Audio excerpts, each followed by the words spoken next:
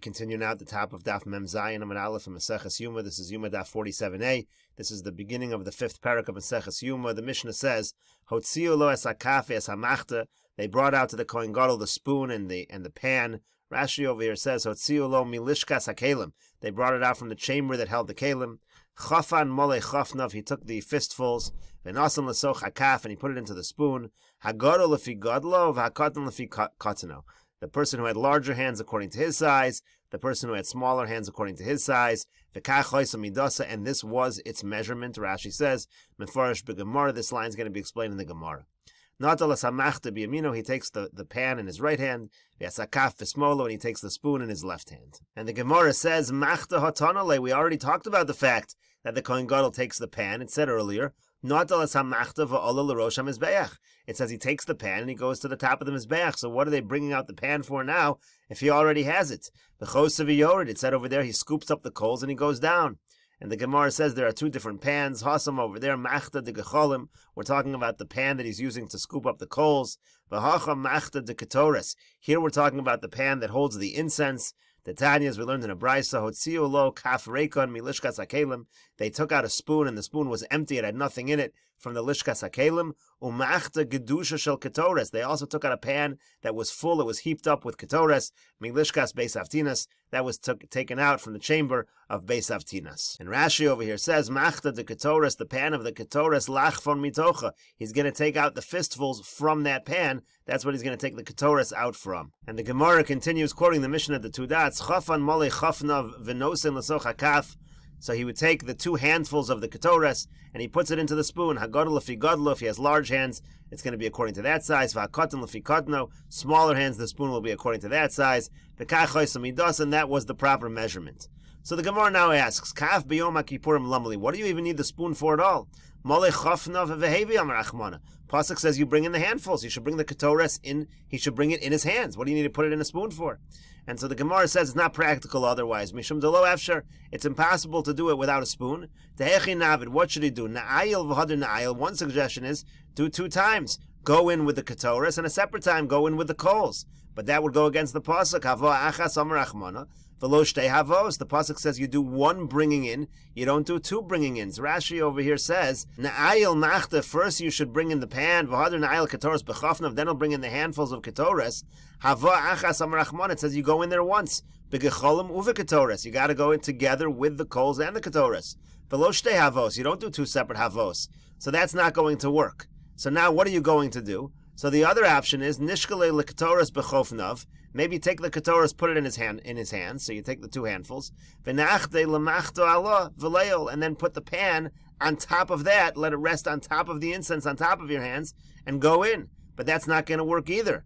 Kimati hasam hechidav, because when you get into the Kodesh Kadashim, how are you going to put everything down? Nishkale b'shine v'nachte lemachta. Is he going to take the pan in his teeth and put it down that way? Hashta lifnei melech basar v'damei nosen. Can you wouldn't even do that in front of a king of flesh and blood? Lifnei melech malchem lochem HaKadosh Baruch Hu lachas kama v'kama. Certainly you shouldn't put it down in your teeth in front of HaKadosh Baruch Hu. So hilkach lo efshar, therefore it's not possible to do it without a spoon that's holding these handfuls. If you're holding it in your 2 hands, you won't be able to hold the pan as well. V'kevan de lo efshar, so since it's not possible, avdinon k'de eshkechon b'nesiyim, we do it as we find by the Nesiyim, meaning we use the spoon. As Rashi says, k'de eshkechon b'nesiyim, we find it by the Nesiyim. This is talking about what the Nesiyim brought at the inauguration of the Mishkan. It says, kaf achas malei ketores. It says there was 1 spoon filled with ketores. Here too, the Kohen Gadol puts the ketores into a spoon. And the Gemara continues at the 2 dots, quoting the Mishnah, Natalas hamachta b'yamin. He took the pan with the coals in his right hand, v'yasakaf v'smol, and the spoon with the incense with the ketores he took in his left hand. And the Gemara says, Yitziva bi'ar, is the citizen going to be on the land?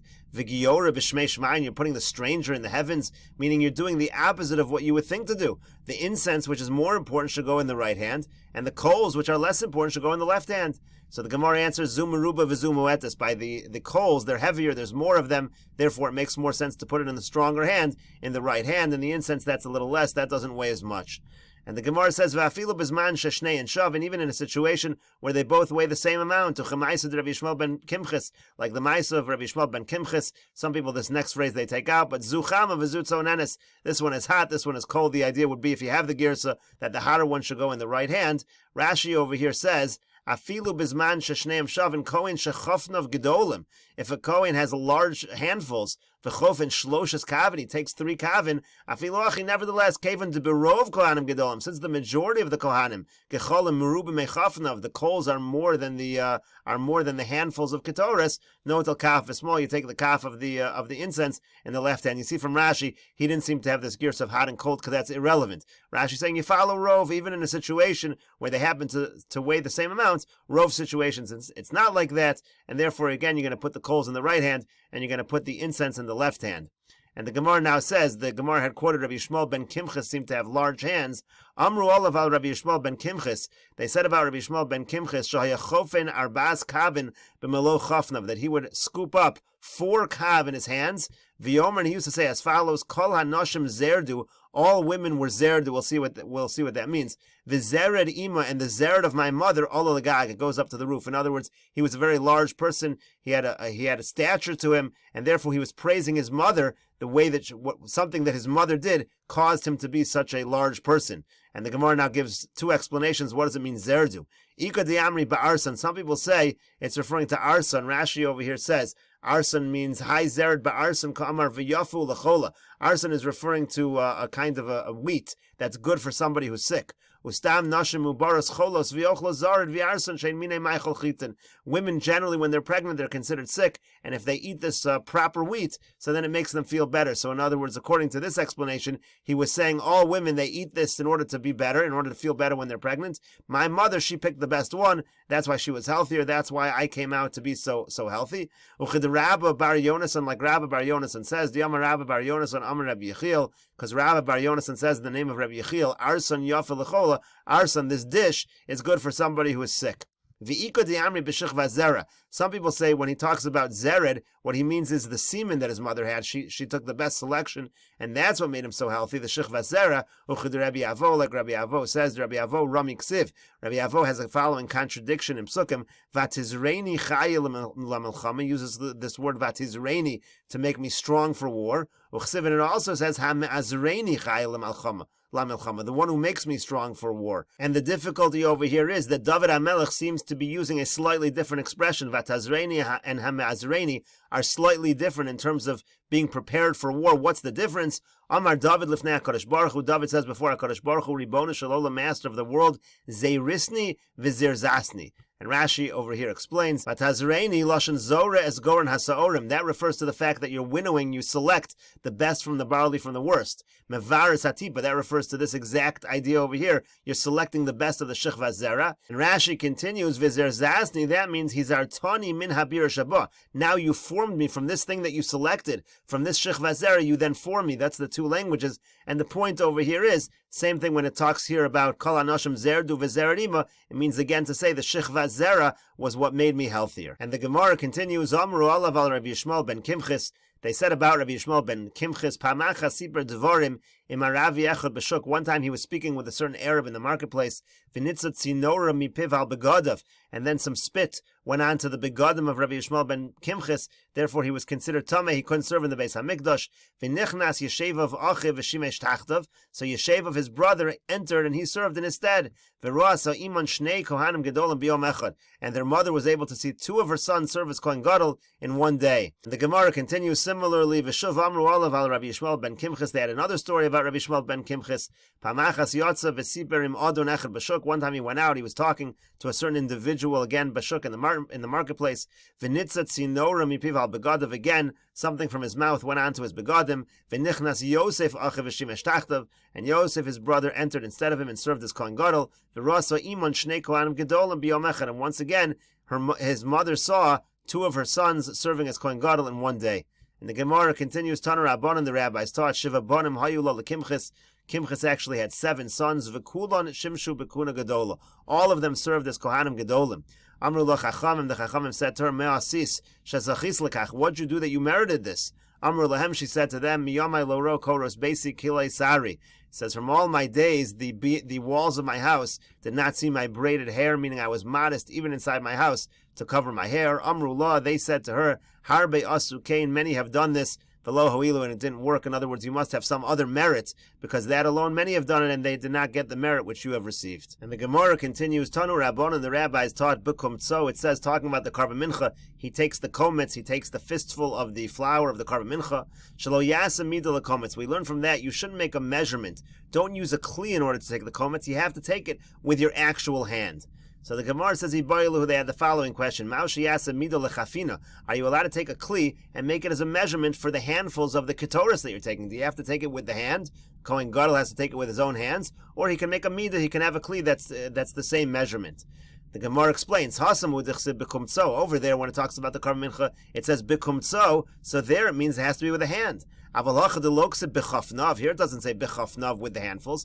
Ela malo chafnav, it says the amount that's the handful. It's just a measurement.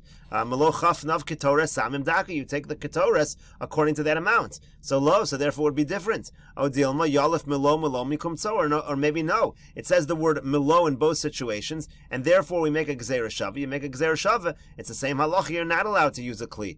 Rashi says, according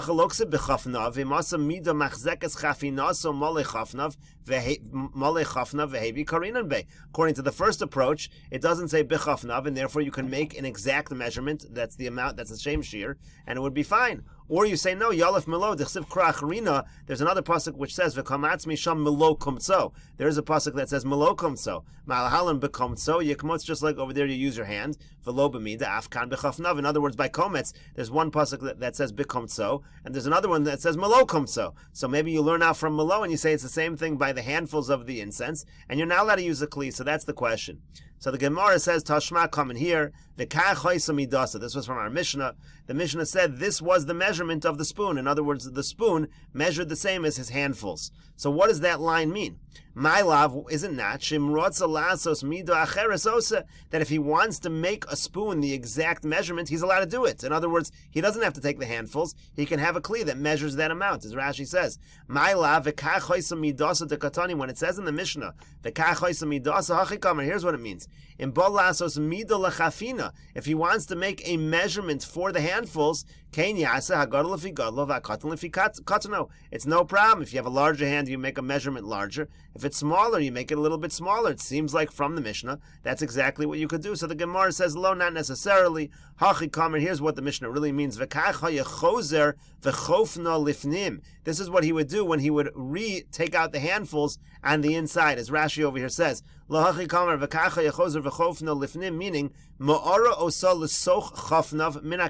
he would take from the spoon and pour it into his hands, and then he would put it from there onto the coals. In other words, when it says over here, what it really means to say is, he would go ahead and retake the handfuls. You take a handful and put it into the spoon, and then you take from the spoon and you put it back into the person's hand before he goes and he puts it on the coals. So the Gemara says, well, if that's what it means, shamat mina chofein v'choser v'chofein.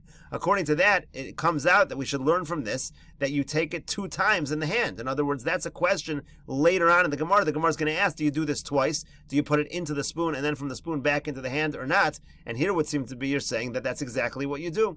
So the Gemara says not necessarily a proof. Because we don't know exactly what this line means. Maybe it means if you want to make a kli the exact measurement of your handfuls, that's maybe what the Mishnah means.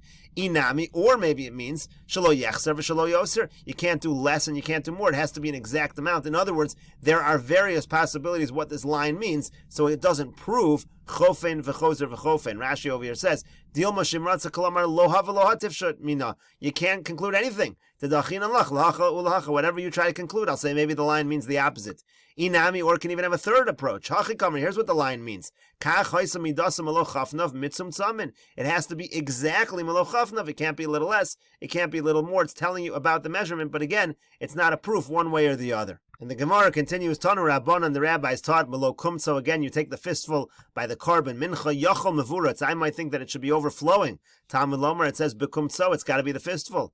Bekumtso, if you say Bekumtso, Yachol Afilu Barashe Etzba'osav, maybe he could just take with the tips of his fingers. Rashi over here says, Bekumtso, the Daikinon Yachol Barashe Etzba'osav Yikmotz Mat. Just take a little bit. Let it be less than a fistful. That would be better. Talmud Lomer, Melo, Pasuk says Melo, it's got to be a full fistful. So that's why the Gemara says, again, I might think Barashe Etzbosav Talmud Lomar Melo Kumtso Kedekamsi Inshi. You got to do it the way people take a fistful. Haketzad, how so? Chofe Shalosh Etzbaosav Al Pisas Yado. You take 3 fingers, you put it over the palm of the hand, the kometz, and you take the fistful in that manner. And we'll continue with this discussion in the next video on Daf Mem Zayin Amud Beis.